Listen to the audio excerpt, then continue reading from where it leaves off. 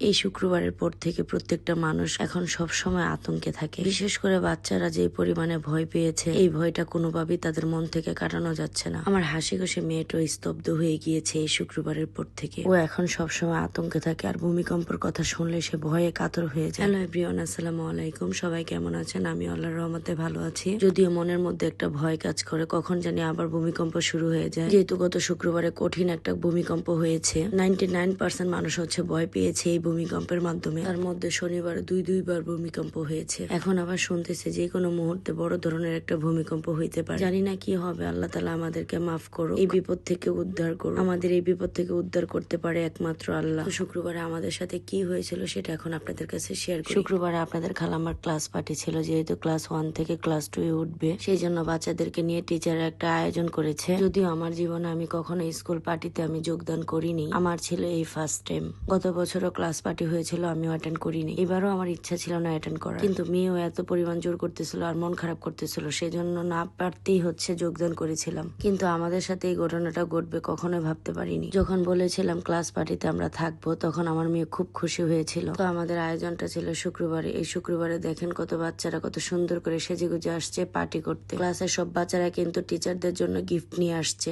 বাচ্চারা সবাই মিলে ক্লাস টিচারকে গিফট তুলে দিচ্ছে হাতে। আমি আসতে আসতে অবশ্য অনেকটা লেট করে ফেলছি, এখানে কেক কাটা হয়েছিল, সেগুলো আর দেখাতে পারিনি। বাচ্চারা অনেক সুন্দর করে নাচতেছিল, সেগুলো আর দেখাতে পারিনি, কারণ আমি অনেকটা সময় লেট করে ফেলছিলাম। যেহেতু দিনটা ছিল শুক্রবার, সবাই নামাজে যাবে, সেই জন্য সকালবেলায় আয়োজনটা শুরু করে দিয়েছিল। শুধু যে বাচ্চারা ক্লাস টিচারের জন্য গিফট এনেছিল তা কিন্তু না, ক্লাস টিচাররাও কিন্তু বাচ্চাদের জন্য গিফট এনেছিল। এই যে সবার হাতে দেখতেছেন, সবাইকে কিন্তু গিফট দিয়েছিল। সত্যি কথা বলতে বাচ্চারা গিফট দিতে এবং গিফট নিতে খুবই পছন্দ করে। এই প্রোগ্রামটা শুরু হওয়ার পর থেকে অনেক বেশি আনন্দ করতেছিল বাচ্চারা, কারণ প্রত্যেকটা টিচারই প্রত্যেকটা বাচ্চাকে খুব আনন্দ দিতেছিল। কারণ সারা বছরই তারা এত পরিমাণে চাপে থাকে পড়াশোনা নিয়ে, তারা আনন্দ করার মুহূর্তটাই খুঁজে পায় না। কিন্তু এই আয়োজনের মাধ্যমে যে এত বড় একটা ঘটনা ঘটে যাবে সেটা তো আমরা কেউই জানতাম না। প্রতিটা বাচ্চা এত পরিমাণে আনন্দ করতেছিল, সেটা আপনারা দেখেই তো বুঝতে পারতেছেন কত মজা করতেছিল তারা। তো জায়গায় জায়গায় গিফট গুলো দেওয়া হবে, সবার গুলার নাম লেখা হচ্ছিল। এই গিফট গুলো যখন কেনা হয় তখন কিন্তু আমি সাথে গিয়েছিলাম, মানে আমাদের যে টিমটা আছে সেই টিমেরই দায়িত্ব ছিল এটা।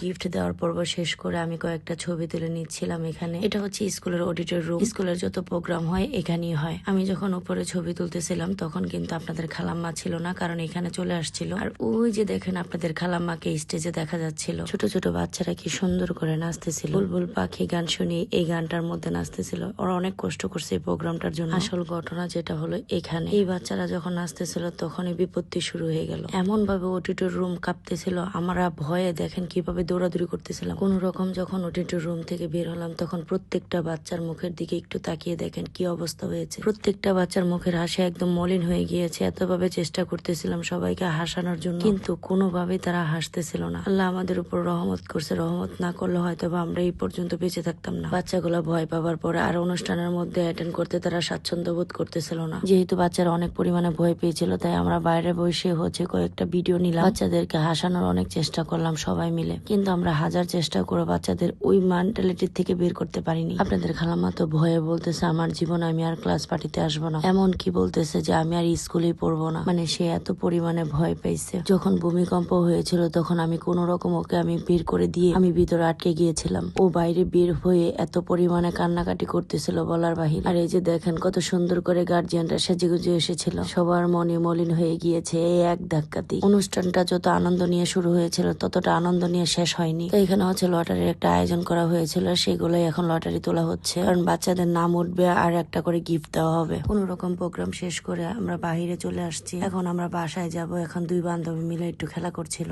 সব বাচ্চাদেরকে কিন্তু খাবার গিফট দেওয়া হয়েছিল, সেগুলো আমি অন্য ভিডিওতে দেখাবো। স্কুলের গেটের বাইরে বের হয়ে দেখি এখানে এক চাচা ফুল বিক্রি করতেছে। এই ফুলগুলা দেখে তো আপনাদের খালাম্মা পাগল হয়ে গিয়েছে, তাকে আমি ফুল কিনে দেওয়ার জন্য। তো আপনাদের খালাম্মার জন্য কিন্তু আমি 3 কালারে 3টা গোলাপ ফুল কিনে নিয়েছি। গোলাপ ফুলগুলো এত পরিমাণে সুন্দর ছিল, না কিনে আর পারলাম না। আমার জীবনে আমি কারো কাছ থেকে ফুল পাইনি। আমি যখন ছোট ছিলাম তখন একমাত্র আমি ফুল কিনেছিলাম 21শে ফেব্রুয়ারিতে দেওয়ার জন্য। আর যদি ক্লোজ কারো বিয়ে হইতো, সেখানে যদি আমি পার্লারে সাজতাম, সেক্ষেত্রে আমি 2-1টা ফুল যদি কিনে থাকতাম। এমনিতে আমি অযথা কখনো ফুল কিনিও নেই, এমনকি কাউকে দিইও নেই। এই প্রথম অযথা ফুল কিনলাম। যাই হোক, যখন বাড়ি যাচ্ছিলাম তখন এখানে দেখি এই বিল্ডিংটা ফেটে গিয়েছিল। সব সাংবাদিকরা এসে ভিডিও করতেছিল, তো আমিও একটু ভিডিও করে নিয়েছিলাম। এটাও কিন্তু একটা স্কুল। আর এই যে সবটা দেখতেছেন বেবি গ্যালারি, এখানে কিন্তু অনেকগুলো ভিডিও আমার আছে, আপনারা অনেকে দেখছেন। তো আমরা রিক্সা করে এখন বাড়ি যাচ্ছি বলতে আমার বাসায় যাবো না, বাবার বাড়িতে যাবো, কারণ আপনাদের খালাম্মার ভয় এখনো কাটেনি। এই যে দেখেন কান্নাকাটি শুরু করে দিছে। আবার বাবার বাড়িতে গিয়ে খাওয়া দাওয়া করার পর এখানে একটু বসছিলাম, বসে দেখে এই দুইটা পিচ্ছি কি শুরু করে দিছে দেখেন গাছের মধ্যে উঠে। তারপর বাবার বাড়ি থেকে চলে গেলাম নানুর বাড়িতে।